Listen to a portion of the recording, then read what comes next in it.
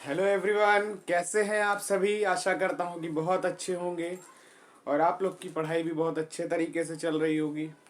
इस समय लगातार त्योहारों का सीज़न भी है और एग्ज़ाम भी आप सभी के नज़दीक हैं, तो पढ़ाई भी उसी तरीके से आप लोग की चल ही रही होगी और आगे भी इसी तरह चलती रहे।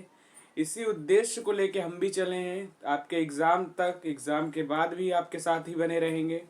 जो हमारे टॉपिक्स हैं, आप देखिए लगभग जितने टॉपिक अभी हम दे रहे हैं, चाहे वो एग्ज़ाम के दृष्टि से कितने इम्पोर्टेंट हैं, आप चाहे वो घटना चक्र उठा के देख लीजिए, जो प्रीवियस ईयर के पेपर हुए हैं उनको देख लीजिए, और जो वर्तमान में भी अन्य पेपर जो अभी हाल ही में हो रहे हैं, चाहे पेट या कोई भी एग्ज़ाम उठा के देख लीजिए, उसमें कंटेंट आपको दिख रहा है कि नहीं। और जो हम टॉपिक्स आपको दे रहे हैं वो आपको देखने को ज़रूर मिलेगा इस टॉपिक से। ठीक, तो इसीलिए आप चैनल पे यदि नए हों तो चैनल को लाइक करिए, सब्सक्राइब करिए, दोस्तों के साथ शेयर करिए। आज का जो हमारा विषय है, जैसे हमने बात की थी ब्रिटिश भूकालीन राज व्यवस्था, ब्रिटिश कालीन जो भू राजस्व व्यवस्था थी, उस पे हमने बात किया कि किसानों का किस तरीके से ब्रिटिश गवर्नमेंट के द्वारा शोषण किया गया, चाहे वो इजारेदारी व्यवस्था हो, रैयतवाड़ी व्यवस्था हो, स्थायी बंदोबस्त हो या महालवाड़ी व्यवस्था हो। जैसा कि आप सभी को पता है, उस सारी व्यवस्थाओं से अंग्रेज़ों का शोषण ही हो रहा था। चाहे कभी होता था जमींदार कर रहे हों, कभी अंग्रेज़ अधिकारी करते थे। और जैसे जो महालवाड़ी में तो यहाँ तक स्थिति कि जो गांव का मुखिया था वो भी शोषण करता था। मतलब जिसको जब मौका मिला वो किसानों का शोषण इस लेवल पे करता था कि किसान अपनी ही भूमि में मजदूर बन के रह गया। जो जनजातीय क्षेत्रों की किसानों की भूमि थी, वहाँ पे उनको वन जो उनके थे वहाँ पे शुल्क लगा दिए गए, उनके जो उत्पाद थे उस पे शुल्क लगा दिए गए। तो उन लोगों को जो कर अदायगी थी वो इस स्तर पे देनी पड़ती थी कि उनको बचत ही नहीं होती थी। अब जब स्थिति ये आ गई, जब बचत नहीं हो रही थी, जैसे बचत नहीं हो रही थी और आदमी को ज़बरदस्ती खेती कराएं, तो उससे लोगों में आंदोलन की पृष्ठभूमि तैयार हुई। और उसी परिप्रेक्ष्य में जो आज का हमारा टॉपिक है, जो भारतीय ब्रिटिश सरकार के अंतर्गत जो उस समय जो हमारे किसान आंदोलन हुए, तो आप इस वीडियो को जो हमारी पिछली है जो ब्रिटिश कालीन भू राजस्व व्यवस्था, उसके बाद को रिलेट करते हुए चलेंगे तो आपको समझ में आएगा कि शोषण इस व्यवस्था से इतना हो चुका था कि किसानों में इतना आक्रोश आ गया कि आंदोलन की पृष्ठभूमि तैयार हुई। तो आइए हम आज बात करेंगे अब तक जितने किसान आंदोलन हुए हैं, सभी किसान आंदोलनों पे चर्चा करेंगे, साथ ही क्यों हुए उसके कारणों पे चर्चा करेंगे। तो आइए सबसे पहले अगर आप मेंस आंसर में कुछ पूछ ले, कभी कभी मेंस में भी पूछता है कि ब्रिटिश काल में किसानों की व्यवस्था पे चर्चा करिए या उस पर टिप्पणी करिए, तो आप अपना आंसर कैसे लिखेंगे उस पर भी आप सोचिए। जैसे आपको कारण एक लिखने हैं, सारे कारण आपके लगभग मिलते जुलते हैं। तो आइए कारणों पे चर्चा करते हैं, फिर आंदोलनों पे बात करेंगे। तो देखिए कारण क्या थे। सबसे पहले कृषकों की लगान वृद्धि करना और बार बार अकाल की समस्या। होता क्या था, जब अकाल पड़ता था, भारत में अकाल बहुत ज्यादा पड़ता था, और अकाल पड़ने के बाद भी अंग्रेजों में इतने ये निर्दयी थे कि उसके बाद भी लगान की वृद्धि करते थे। मतलब कर की वृद्धि अकाल आने के बाद भी इस लेवल पे कर देते थे कि किसान सरवाइव ही ना कर पाए। वो अपने खुद के खाने के लिए स्थिति उसकी एकदम खराब हो चुकी थी। साथ ही जीविकोपार्जन करने के उसके साधन नहीं हो पा रहे थे। तो अगर बात करें नेक्स्ट इसका, देखिए तो किसान को अपनी ही जमीन पर उन्हें मजदूरी करने के लिए बाध्य कर दिया गया। नेक्स्ट है किसानों के साथ साथ अभद्र व्यवहार करना। अब किसान थे, उनके साथ अभद्र व्यवहार करते थे ये राजस्व अधिक से अधिक उगाही के लिए, ताकि जो अधिकारी थे उनको भी फायदा हो और ब्रिटिश गवर्नमेंट को भी फायदा हो, जैसा कि हमने पिछले क्लास में भी बताया था। उसके साथ क्या कि जो भू राजस्व प्रणाली थी, वो जो तीनों प्रणालियां थी, चाहे वो इजारेदारी व्यवस्था हो, जिसमें महालवाड़ी व्यवस्था हो, स्थायी बंदोबस्त हो, ये तीनों सारी जो प्रणालियां थी, इसमें एकमात्र इनका उद्देश्य था कि किसानों का शोषण करना और ब्रिटिश गवर्नमेंट को अधिक से अधिक धन अर्जित करके दे देना। ठीक, अगला क्या था, किसानों को खेती के लिए बाध्य करना। किसानों को खेती के लिए बाध्य करना, मतलब बाध्य करेंगे, जब ज़्यादा खेती होगी तो फिर ये टैक्स लगाएंगे तो ज़्यादा लोगों से वसूल पाएंगे। साथ ही जो अगला कारण है पुलिस की दमनकारी रवैया, जो ब्रिटिश पुलिस थी उसका दमनकारी रवैया था, मतलब वो निर्दयता पूर्वक इन लोगों के ऊपर शासन करती थी, इन लोगों के साथ दुर्व्यवहार करती थी। यदि नेक्स्ट कारण पे बात करें तो परंपरागत कृषि व्यवस्था का टूटना, परंपरागत जो कृषि व्यवस्था थी उसका टूटना।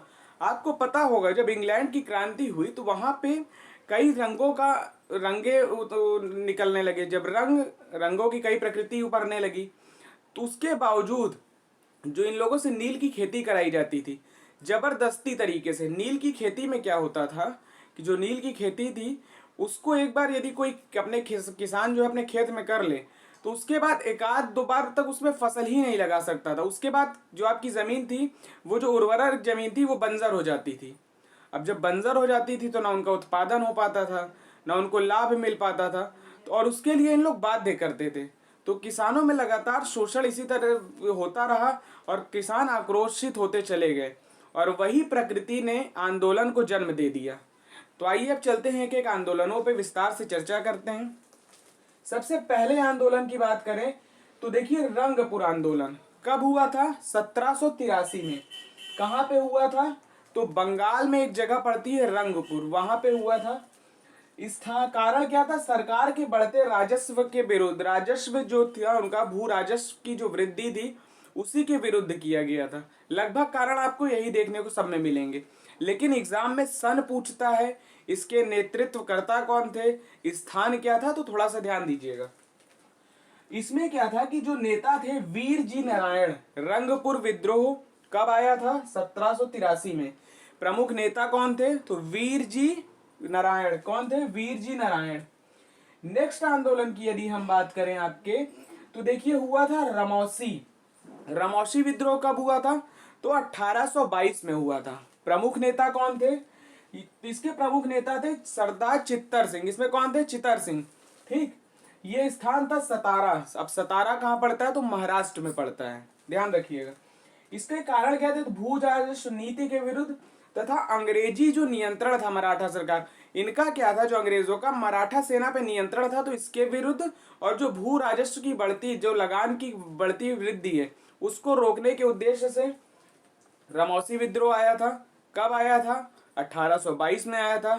प्रमुख नेता कौन थे? तो इसके जो प्रमुख नेता थे उनका नाम था चित्तर सिंह। ठीक है। नेक्स्ट यदि हम बात करें तो आता है आपका पागलपंथी विद्रोह। कौन सा विद्रोह? पागलपंथी विद्रोह। कहाँ पे हुआ था? तो बंगाल में हुआ था। प्रमुख नेता कौन थे? करीम शाह, और इनके पुत्र थे मीर टीपू। तो इनके द्वारा किया गया था। रीजन क्या था इसके होने का? कारण क्या था?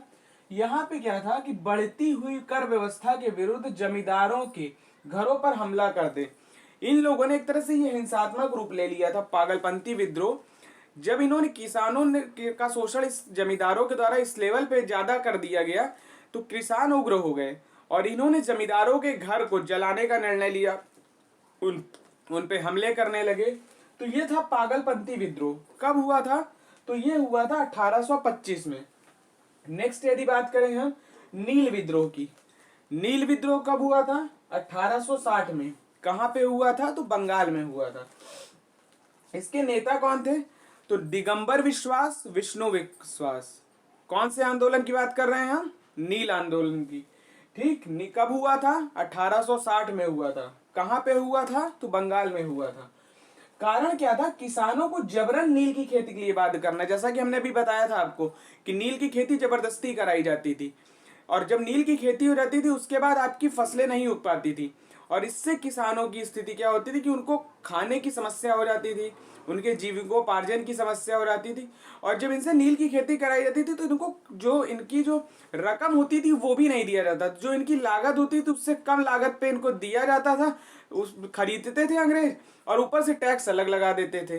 तो इनका शोषण की आप इनकी मेंटल स्थिति सोचिए क्या हो रही होगी कि इनको अपने मन मुताबिक अपने खेत में भी ये काम नहीं कर सकते थे। ठीक, तो ये था आपका नील विद्रोह। इसमें जो है किसानों ने जमींदारों को कर देने से मना करिए। इस विद्रोह में हुआ क्या था? जो किसान थे उन्होंने जमींदारों को कहा कि अब हम आपको कर नहीं देंगे। कौन से विद्रोह में? नील विद्रोह में। और इसी में आपको पता होगा जो नील दर्पण पुस्तक आई है, जो दीन बंधु मित्र पूछता है एग्जाम में, नील दर्पण जो पुस्तक है वो दीन बंधु मित्र के द्वारा लिखी गई है ये पुस्तक, और नील विद्रोह का इसमें बाकायदे उल्लेख हुआ है। ठीक है, ध्यान रखिएगा। अगले विद्रोह पे बात करें तो है पाबना विद्रोह। 1870 में आया था। स्थान था बंगाल। कौन सा स्थान था? बंगाल। कब आया था? 1870 में। कारण क्या था कि भू राजस्व नीति, वही जो कर प्रणाली थी उसमें वृद्धि कर देना, जो इनकी भू राजस्व नीतियां थे उसके विरुद्ध आया था। इसमें क्या हुआ था कि बुद्धिजीवी वर्गों ने भी कृषकों का साथ दिया। इसमें था जो हमारा बुद्धिजीवी वर्ग था उसने भी साथ दिया। ठीक, साथ ही साथ इसमें इसके जो प्रमुख नेतृत्वकर्ता थे, नेता कौन थे? तो ईश्वर चंद्र सेन और शंभूपाल। नाम ध्यान रखिएगा। पावना विद्रोह में जो प्रमुख नेता थे ईश्वर चंद्र सेन और शंभूपाल थे। ठीक, यदि हम बात करें नेक्स्ट विद्रोह की तो वो है आपका, देखिए, दक्कन का विद्रोह। कब हुआ था? 1875 में। कहाँ पे हुआ था? दक्कन कहाँ पड़ता है? तो महाराष्ट्र का एरिया। यहाँ पे क्या हुआ था? किसानों को बढ़ते कर के विरोध में ये आंदोलन हुआ था। साथ ही इसमें रैयतवाड़ी व्यवस्था। रैयतवाड़ी व्यवस्था क्या है? हमने पिछली क्लास में बताया है। यदि आपने वीडियो नहीं देखी तो देखिएगा, लेकिन एक शॉर्ट में हम आपको बता दें कि रैयतवाड़ी व्यवस्था होती क्या है। जो रैयतवाड़ी व्यवस्था थी, रैयत का मतलब होता है कि किसान। जो किसान था वो कर देता था एक तरह से। ब्रिटिश खुद तो आएगी नहीं, ब्रिटिश अधिकारी यहाँ पे कर लेंगे, जो ब्रिटिश गवर्नमेंट है। तो वहां पे एक अंग्रेज अधिकारी को नियुक्त किया था। जो किसान था वो अपना जो कर था वो ब्रिटिश अधिकारी को देता था। ये था रैयत वाली व्यवस्था। ठीक, अंग्रेज अधिकारी के द्वारा जो शोषण होता था वो रैयत वाली व्यवस्था में ही होता था। तो ये थी रैयत वाली व्यवस्था। ठीक है, ध्यान रखिएगा। इसका उद्देश्य क्या था? जो साहूकारों के जो कब्जे बसे जो फरमान बंधों और दस्तावेजों को नष्ट करना। जो इन जिस आंदोलन में क्या था दक्कन में, जो साहूकारों के पास, जमींदारों के पास जो बंध या बंध माने क्या होता है? जो सरकार हमारी जो भूमियां के अनुबंध पड़े हुए हैं, जो उनको एक तरह से अनुबंध हैं, जो दस्तावेज हैं, जो फरमान उनके पास हैं, उनको नष्ट कर देना, ताकि हमारी जमीन मुक्त हो सके और हम अपनी जमीन पे स्वच्छंद पूर्वक अपना कार्य कर सकें, खेती कर सकें। ठीक, इसके जो प्रमुख नेता थे उनका नाम क्या था? तो वासुदेव बलवंत फड़के। क्या नाम था दक्कन विद्रोह के जो प्रमुख नेता थे जिन्होंने शुरू किया था? तो वासुदेव बलवंत फड़के। नाम ध्यान रखिएगा। कब आया था? तो 1875 में आया था। नेक्स्ट बात करें यदि बारदौली सत्याग्रह। बारदौली आप सभी को पता होगा, बहुत ही चर्चित सत्याग्रह था। वर्ष 1928 में आया था। कब हुआ था? वर्ष 1928 में। इसमें क्या हुआ था? स्थान कहाँ पे था? तो सूरत में एक जगह पड़ती है बारदौली, वहां पे हुआ था। इसके जो प्रमुख नेता थे वल्लभ भाई पटेल। वल्लभ भाई पटेल थे। ठीक, अभी आपने देखा होगा सरदार वल्लभ भाई पटेल की जयंती बनाई गई, उस पे हमने एक वीडियो भी दिया है। यदि आप उसको वीडियो को देखिए तो बहुत अच्छे तरीके से उसमें समझाया गया है कि सरदार पटेल के बारे में बहुत अच्छी जानकारियां हैं। यदि आप वीडियो को नहीं देखे हो तो एक से दो बार उसको देखिएगा एक बार। बहुत अच्छी चीजें आपको जानने को मिलेंगी, उनका व्यक्तित्व समझने को मिलेगा। चलिए फिलहाल हम बात करते हैं बारदौली सत्याग्रह पे। तो ये आया था 1928 में। सरदार वल्लभ भाई पटेल इसके प्रमुख नेता थे। इसमें हुआ क्या था? इसमें कहा गया था जो लगान की वृद्धि है उसको इसमें 22% तक बढ़ोतरी कर दी थी। अब लगान की में बढ़ोतरी तो कर दी, लेकिन अंग्रेजों जो ब्रिटिशर्स थे उन्होंने बढ़ोतरी की कब? जो उस समय की जब वहां पे वृष्टि छाया एक तरह से हो गई थी, अतिवृष्टि हो गई तथा बाढ़ जैसे हालात हो गए। वहां पे क्या हुआ? अतिवृष्टि हो गई, बाढ़ जैसे हालात हो गए, किसान की उपज एकदम नष्ट हो गई। और उस समय ब्रिटिश गवर्नमेंट ने 22% यानी 22% तक की कर में वृद्धि कर दी थी। तो स्वाभाविक सी बात है, कोई भी होगा तो वो विद्रोह करेगा। यहाँ पे उपज नहीं हो पा रही और टैक्स यदि 22% बढ़ा दें तो चाहे कोई भी हो, चाहे आम आदमी, हम आप हो आज के समय भी, तो भी आदमी विद्रोह करेगा ही।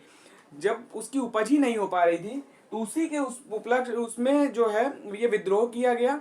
और इसके जो प्रमुख नेता थे वो थे सरदार वल्लभ भाई पटेल। ठीक, इसमें साथ ही इसमें जब ये आंदोलन सफल हुआ तो बारदौली की महिलाओं के द्वारा ही जो वल्लभ भाई पटेल हैं उनको सरदार की उपाधि दी, जिनको अब हम सभी सरदार वल्लभ भाई पटेल के नाम से जानते हैं। तो पूछता है कि सरदार की उपाधि किस आंदोलन में इनको मिली थी और कौन दिया था? तो ध्यान रखिएगा, वर्ष 1928 में बारदौली की जो महिलाएं थी उनके द्वारा वल्लभ भाई पटेल को सरदार की उपाधि दी गई थी। नेक्स्ट बात करें यदि हम विद्रोह की, तो आपका था कोरा माल्या का विद्रोह। ये हुआ कब था? तो 1900 में हुआ था कोरा माल्या का विद्रोह। कहां पे हुआ था? तो ये दक्षिण भारत में हुआ था। कारण क्या थे? ब्रिटिश की विस्तारवादी नीति का, जो ब्रिटिश थे उनके विस्तारवादी नीति के विरुद्ध था। साथ ही करों तथा वहां के लगाए गए उत्पादों पर शुल्क। ये क्या किए? दक्षिण भारत में जो वन थे वहां पर भी टैक्स लगा दिए। जो जनजातीय क्षेत्रों के वन थे, उनके उत्पाद थे, उस पर टैक्स लगा दिए। साथ ही इसमें यहाँ पे क्या हुआ, कोरा माल्या में इन लोगों ने लगभग 5000 किसानों ने मिलके, मतलब इकट्ठा हुआ इनका एक ग्रुप, और इन्होंने एक पुलिस स्टेशन पे हमला कर दिया था। ठीक, और इन्होंने अपनी जो जो सेना थी, जो 5000 लोग के साथ बनी थी, उसको राम सेना कहा था। पूछता है कभी कभी राम सेना क्या है, तो याद रखिएगा कोरा माल्या का विद्रोह। हो सकता है आप इसका नाम अभी तक ना सुने हो, तो आप ध्यान रखिएगा, बहुत इंपॉर्टेंट है। कभी कभी एग्जाम में पूछ लेता है तो पता नहीं होता। तो कौन सा विद्रोह था? कोरा माल्या का विद्रोह 1900 में हुआ था, दक्षिण भारत में हुआ था। ठीक, इसमें लगभग 5000 लोगों ने एक पुलिस स्टेशन को पे हमला कर दिया था। क्यों किया था? क्योंकि जो वनों पे इन्होंने टैक्स लगा दिया, इनकी भू राजस्व नीति के विरुद्ध तथा ब्रिटिश काल की विस्तारवादी नीति के विरुद्ध इन लोगों ने इस आंदोलन को अंजाम दिया। ठीक है, नेक्स्ट है आपका मोपला विद्रोह। बहुत ही फेमस है, केरल में हुआ था, मालाबार के पास। तो इसके जो प्रमुख नेतृत्व करता थे उनका नाम क्या था? वारियान कुनात। क्या नाम था? वारियाम कुनात इसके प्रमुख नेता थे मोपला विद्रोह के। और कुंजरा मोहम्मद हाजी। इसमें क्या था? इसमें जो है गांधी जी ने, मौलाना अबुल कलाम आजाद ने, शौकत अली ने, ऐसे प्रमुख नेता इस आंदोलन में समर्थन किए। इसमें जो है इसको धार्मिक रंग देने का प्रयास किया गया था। होता क्या था, अंग्रेजों की स्थिति क्या थी, वहां उनको केवल यहाँ पे शासन करना था। तो वो क्या करते थे, हिंदू और मुस्लिमों के बीच में केवल फूट डालो की स्थिति करते थे। कभी हिंदू को मुस्लिम से लड़ा दें किसी मुद्दे को लेके, मुस्लिम को किसी मुद्दे को लेके ईसाई से, मतलब आपस में केवल लड़ाने का ये काम करते थे। तो इसमें इन्होंने क्या किया था, जो हिंदू वर्ग था वो जमींदार था, और जो कृषक वर्ग था वो मुस्लिम वर्ग था। तो इनका प्रयास आपस में लड़ाने का था इस आंदोलन में। ठीक है, मोपला विद्रोह में। तो ध्यान रखिएगा, इस विद्रोह को धार्मिक रंग देने का भी प्रयास किया गया था। हुआ कब था? तो 1836 में हुआ था और 51 तक। मतलब ये कोई विद्रोह होता है तो लगातार नहीं चलता, कई चरणों में हुआ था ये मोपला विद्रोह। नेक्स्ट आपकी बात करें तो हम, ये है आपका कोंडा डोरा का विद्रोह। कब हुआ था? तो 1922 में कोंडा डोरा का विद्रोह। कहाँ पे हुआ? तो आंध्र प्रदेश और उड़ीसा के क्षेत्र में हुआ था। कारण क्या था? इसमें भी था भू राजस्व वृद्धि को लेके। जो कोरा डोंडा है ये आंध्र प्रदेश में विशाखापट्टनम में एक जनजाति है कोरा डोंडा, वहां की जनजाति के द्वारा इस विद्रोह को किया गया था। तो सन ध्यान रखिएगा कब हुआ था? 1922 में हुआ था। अगला है आपका खेड़ा सत्याग्रह। खेड़ा सत्याग्रह बहुत फेमस सत्याग्रह है, आप सभी जानते होंगे। खेड़ा कब हुआ था? तो ये हुआ था गुजरात में, महात्मा गांधी जी के द्वारा हुआ था। इसमें क्या हुआ था? अकाल पड़ने पर, जो अकाल जब पड़ा था, अकाल का मतलब होता है कि खेती किसानी ढंग से, मतलब जो उपज है वो सही मात्रा में ना होना, अकाल पड़ जाता था, लोगों को खाने की सुविधा ना उपलब्ध करा पाना। तो अकाल की स्थिति में क्या था कि अकाल पड़ने पे अंग्रेजों के द्वारा जबरन कर वसूली, मतलब अंग्रेज जबरदस्ती कर वसूलते थे अकाल पड़ने पर। तो अभी ये विद्रोह हुआ गांधी जी के द्वारा, इस विद्रोह को दबाया गया। इसको मतलब गांधी जी के एक तरह से सफल विद्रोह के तौर पे हम इसको देख सकते हैं। यदि नेक्स्ट आंदोलन की बात करें तो एका आंदोलन कहाँ पे हुआ था? तो उत्तर प्रदेश के हरदोई में, सीतापुर में, बाराबंकी में। ठीक, इसमें जो नेता थे उनका नाम था मदारी पासी। ध्यान दीजिएगा, इसके प्रमुख नेता कौन थे? उनका नाम था मदार पासी। और इनके कारण क्या थे? किसानों की भूमि को उनके हाथ न मिलना तथा अत्यधिक शुल्क जमींदार द्वारा किसानों का जो हक था उनको ना मिलना, और साथ ही जो भूमि थी जमींदारों के द्वारा उसको अधिक, भूमि पे जो कर लगाते थे वो अधिक से अधिक वसूलते थे। क्योंकि जैसे स्थायी बंदोबस्त में आपको बताया कि जमींदार क्या करते थे, उनका उद्देश्य ही था कि हमें अधिक से अधिक लाभ हो, और ब्रिटिश गवर्नमेंट को भी पैसा देना था, वहां पे भी कर देना था।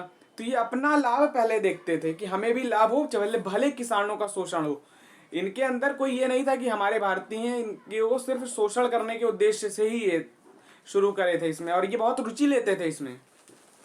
नेक्स्ट है आपका चंपारण सत्याग्रह। चंपारण कब हुआ था? 1917 में। बिहार में एक जगह पड़ती है चंपारण, वहां पे हुआ था। इसके जो प्रमुख नेता थे उनका नाम था राजकुमार शुक्ल। इनके द्वारा क्या हुआ था कि गांधी जी को इस आंदोलन में बुलाया गया, आमंत्रित किया गया था। इसमें डॉक्टर राजेंद्र प्रसाद, जेबी कृपलानी, महादेव देसाई जैसे प्रमुख नेता गांधी जी से पहली बार मिले थे। आपको पता होगा गांधी जी 15 में लौटे थे और ये 17 में इनका पहला सफल आंदोलन ही है। ठीक, इन पे क्या था कि कारण में जिये तिनकटिया पद्धति। तिनकटिया पद्धति क्या होती थी? जो किसान थे, अंग्रेजों के द्वारा उनको 3/20 भाग पर नील की खेती के लिए बाध्य कर दिया गया था कि आप खेती करिए। और किसान इसलिए नहीं करना चाहते थे कि जब नील की खेती होती थी उससे पूरी खेत की जो बंजर भूमि है, वो जो उर्वरक भूमि है, वो बंजर भूमि में तब्दील हो जाती थी, तो उनको लॉस होता था। और ये कर की दर भी इतनी बढ़ाए थे कि लोग किसान अपना सरवाइव ना कर पाए। साथ ही साथ इनका शोषण इस तरीके से करते थे कि किसान तो वैसे ही पहले से इनसे नाखुश थे, तो उन्होंने इसका विद्रोह किया, किसानों ने इसका विद्रोह किया।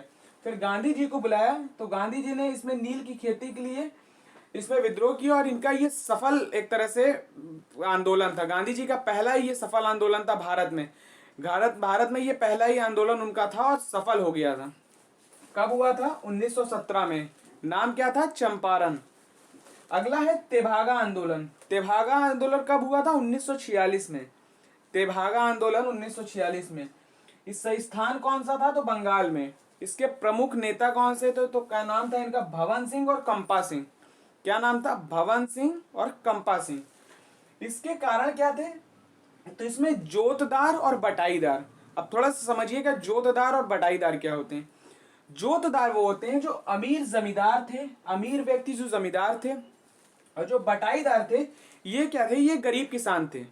तो इसमें क्या था, इन्होंने जो जोतदार एवं साहूकार के विरुद्ध, जो जोतदार थे और साहूकार के विरुद्ध बटाईदारों के द्वारा विद्रोह किया गया। ठीक, इसका परिणाम था कि जो बटाईदार को थे, बटाईदार को अब जो जोतदारों को जो कर देना था वो 1/3 भाग ही देना था। ध्यान से सुनिएगा, बटाईदार कौन थे? तो गरीब किसान थे। और जोतदार कौन थे? तो अमीर जमींदार थे। तो जमींदारों के द्वारा जो जोतदार हैं और जो हमारे साहूकार थे, उनके द्वारा बटाईदारों का शोषण किया जाता था। तो इसी के विरुद्ध में ये आंदोलन चला था, तेभागा आंदोलन। कब हुआ था? तो 1946 में हुआ था। ठीक, इसके प्रमुख नेता कौन थे? तो भवन सिंह और कंपा सिंह थे। कौन थे? भवन सिंह और कंपा सिंह। नेक्स्ट आंदोलन है तेलंगाना आंदोलन। तेलंगाना उस समय तत्कालीन समय में हैदराबाद में था। आज से आपको पता होगा कि तेलंगाना अपने आप में एक राज्य बन चुका है। तो ये तत्कालीन हैदराबाद में था। हुआ कब था? तो 1946 से 51 के बीच में, मतलब कई चरणों में ये था। तो 1946 से 51 के बीच में इसके कारण क्या थे? जो तो इसमें जमींदार के समर्थक जो थे, जो जमींदारों के समर्थक थे, उसमें जो पुलिस थी जो जमींदारों की समर्थन करती थी, क्योंकि भाई वो पैसे वाली पार्टी थी। तो जमींदारों के जो समर्थक थे वो किसानों पे हिंसक रूप से शोषण करते थे, हिंसक रूप से उन पे शोषण करते थे। और उसी में क्या हुआ था, एक बड़े नेता थे किसान के, उनका क्या नाम था? कुमरैया। उनका क्या नाम था? कुमरैया। तो उनकी हत्या हो गई। और उसके बाद ये आंदोलन ने बहुत ज्यादा तूल पकड़ा और बहुत ही बड़े लेवल पे इस आंदोलन को सफल किया गया। ये आंदोलन सफल रहा था। तो तेभागा आंदोलन ध्यान रखिएगा। एक बार आइए फिर से रिवीजन करा दें, आपके सन के साथ में थोड़ा सा ध्यान रखिएगा। नील विद्रोह कब हुआ था? 1860 में हुआ था। ठीक, रंगपुर विद्रोह 1783 में हुआ था। आपका पागलपंत्री विद्रोह कब हुआ था? तो 1825 में हुआ था। दक्कन विद्रोह 1875 में हुआ था। खेड़ा सत्याग्रह 1917 में हुआ था, 1918 में हुआ था। बारदोली सत्याग्रह कब हुआ था? तो 1928 में हुआ था। पाबना कब हुआ था? 1870 में हुआ था। ठीक, पागलपंती कब हुआ था? तो 1825 में हुआ था। एका आंदोलन कब हुआ था? तो 1921-22 में हुआ था। कोरा मांडला माल्या का विद्रोह कब हुआ था? तो 1900 में हुआ था। कोरा माल्या अलग है और कोरा डोरा अलग है। कोराडोरा 1922 में हुआ था, ठीक। चंपारण 1917 में हुआ था, रमौसी 1922 में हुआ था, पावना 1977 में हुआ था, नील 1860 में हुआ था। तो ये थे आपके सभी किसान आंदोलन। एक साथ एक भी किसान आंदोलनों को हमने छोड़ा नहीं है। जितने किसान आंदोलन है अब तक के पूरे किसान आंदोलन और इनकी पृष्ठभूमि भी बताए क्यों आंदोलन हुए। तो आपको वीडियो यदि पसंद आई हो तो वीडियो को लाइक करिए, सब्सक्राइब करिए, शेयर करिए। तो चलिए फिर अगले वीडियो में एक नई टॉपिक पे बात होगी आप सभी से। अगले वीडियो में आप सबसे फिर से मुलाकात होगी एक नए विषय के साथ। तो चलिए फिर तब तक के लिए बहुत बहुत शुक्रिया, आभार। जय हिंद, जय भारत, धन्यवाद।